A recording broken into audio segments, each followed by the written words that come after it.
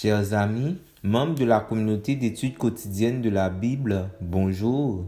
Quel plaisir de vous saluer en ce jeudi 16 avril 2024 pour continuer à partager avec vous la méditation quotidienne pour adultes tirée du livre Dieu est ainsi, portrait de la grâce et de l'amour divin écrit par Roberto Herrera. Je tiens à renouveler mes remerciements à votre endroit pour votre fidélité à l'écoute de ces méditations, tout en espérant qu'elles restent pour vous un sûr moyen de faire de riches découvertes sur les différents portraits de Dieu et de son amour. Le titre de la méditation d'aujourd'hui est « Le Dieu qui nous comble de bienfaits » et le texte de base se trouve dans Psaume 103, les versets 2 à 5. Que je bénisse le Seigneur, que je n'oublie aucun de ses bienfaits. C'est lui qui pardonne toutes tes fautes, qui guérit toutes tes maladies, qui reprend ta vie à la fosse, qui te couronne de fidélité et de compassion, qui rassasie de bien ta vieillesse, qui te fait rajeunir comme l'aigle. Notre Dieu est pure bonté, et cette bonté l'amène à nous combler de bienfaits qui sont essentiels à la plénitude humaine. Pardon, santé, sauvetage de la tombe, amour, miséricorde, abondance.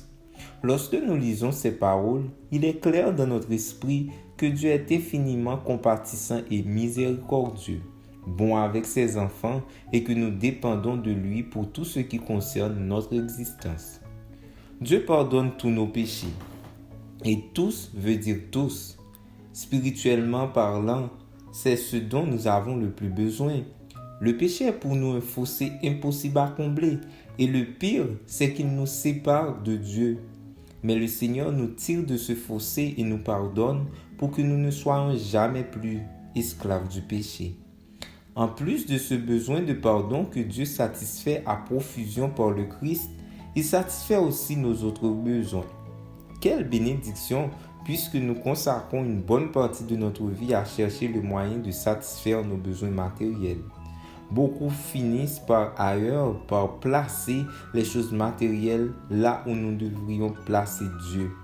Mais le psaume 103 nous enseigne qu'il serait insensé de le faire parce que si nous cherchons d'abord Dieu, il se chargera de nous donner tout le reste. Enfin, Dieu apparaît là aussi pour satisfaire nos besoins émotionnels. L'idée selon laquelle sa bénédiction rajeunit nous parle d'un état paisible et heureux qu'on peut voir sur les traits physiques de celui ou celle qui vit sous l'effet de la bénédiction divine. Quelqu'un a dit un jour que la vie en Christ n'était pas une amélioration ou un rapissage de l'ancienne vie, mais un changement complet et radical. Et cela se voit en tous les aspects de notre vie. Étant donc justifiés par la foi, nous avons la paix avec Dieu par notre Seigneur Jésus-Christ. Romains 5, verset 1er. Et quand nous sommes intérieurement en paix avec nos émotions et que nos sentiments sont calmes et maîtrisés, on le remarque à l'extérieur. J'aime le psaume 103 parce que j'y ai trouvé un portrait du Dieu qui satisfait chacun de mes besoins. Et je suis d'accord avec le psalmiste sur le fait que le moins que nous puissions faire est de le louer et de le remercier. Béni soit son Saint-Nom. Merci d'avoir suivi cette méditation. Nous vous donnons rendez-vous pour une autre occasion. Au revoir.